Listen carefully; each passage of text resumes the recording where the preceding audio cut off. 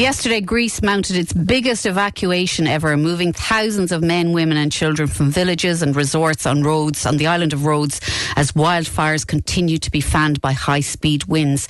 The country's fire department said 19,000 people, 19,000, mostly tourists and hotels, had been moved as blazes continue to spread uncontrollably on 3 fronts across the Aegean island. We're joined on the line by travel commentator Eoghan Corry to talk about this, the situation in Greece and other parts of Europe where temperatures have been hitting and continuing to hit and remain at record highs temperature-wise. Good morning to you, Eoghan. How are you doing? What are you hearing? How many Irish people have been affected, have you heard, from Greece, from the situation in Greece? Not many, for a couple of reasons I'll outline. First of all, it has to be said the 19,000 are not the majority residents. The problem, Ireland's traffic to Rhodes isn't as high as it would have been, let's say, had an incident like this happened 20 years ago.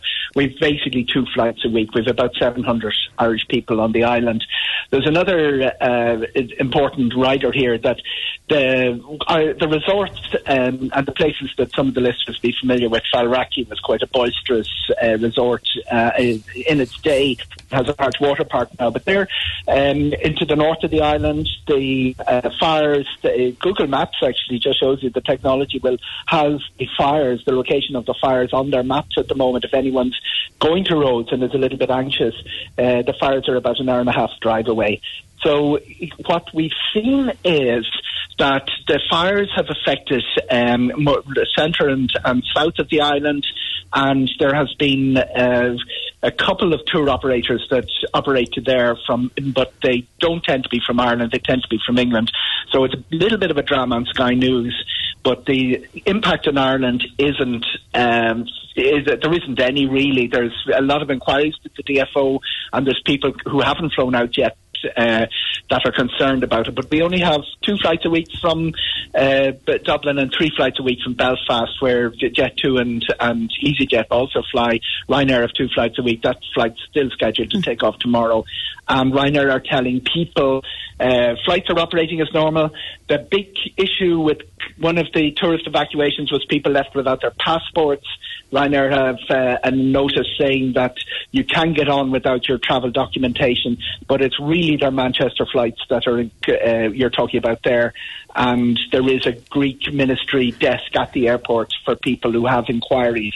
That's where the drama has hit tourists. That's not to minimise the scale of the drama, which has affected the local population, as you say, large numbers of people evacuated, and a very, very serious situation. And Corfu and Evia have become the latest Greek islands as well to issue evacuation orders as that country battles a series of wildfires.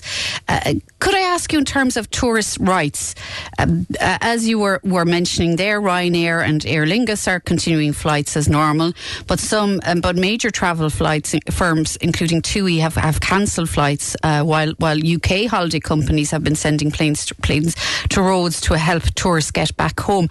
What are those tourist rights? What are your entitlements in terms of claiming back on insurance, if any?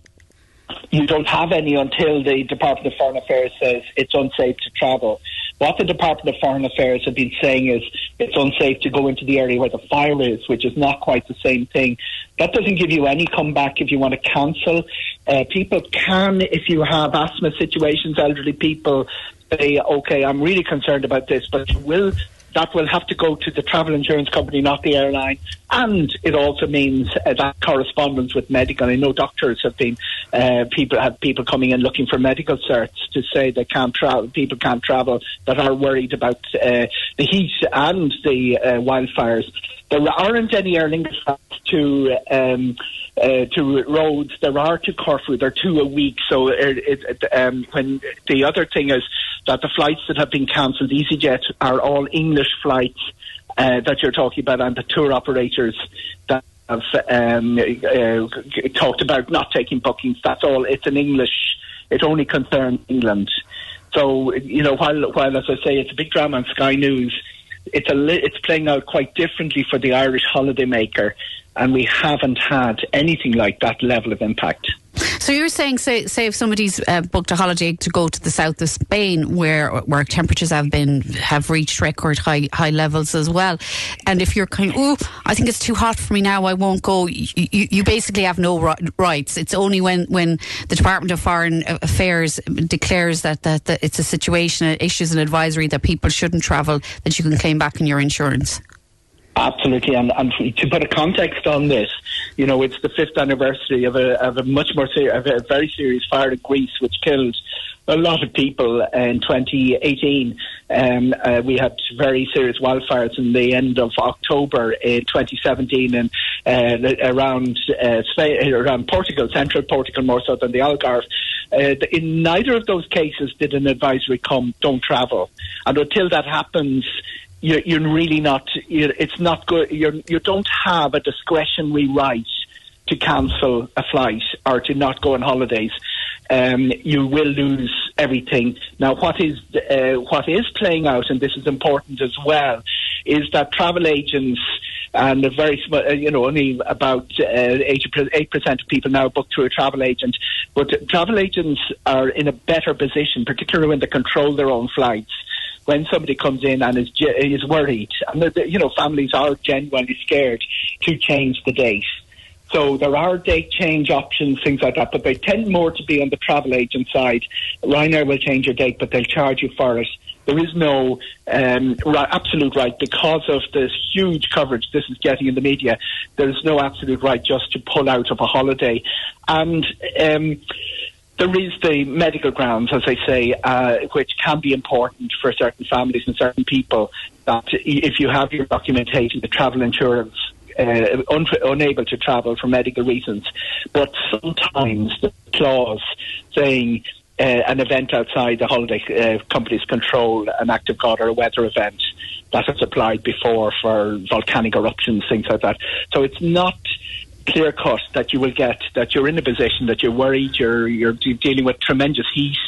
The Spanish heat wave has abated a little bit, but it's still a big drama, particularly Greece and Italy as well. But the heat is not enough reason to cancel your flight or to pull out of a holiday. In fact, while 44 degrees is a big drama in Greece, a lot of people Irish people go on holidays to places like Dubai, where 44 degrees would be normal. Owen, thank you so much, as ever. It was a great pleasure. As ever, just so always illuminates the situation, and always very clear-cut and very, but nuanced as well in your advice. We've been speaking to... And important that we go to Kerry for our holidays instead, where there's no heat wave. Thank you very much. Absolutely, and maybe another time we could discuss the wider ramifications of this ungodly heat that has descended on southern Europe.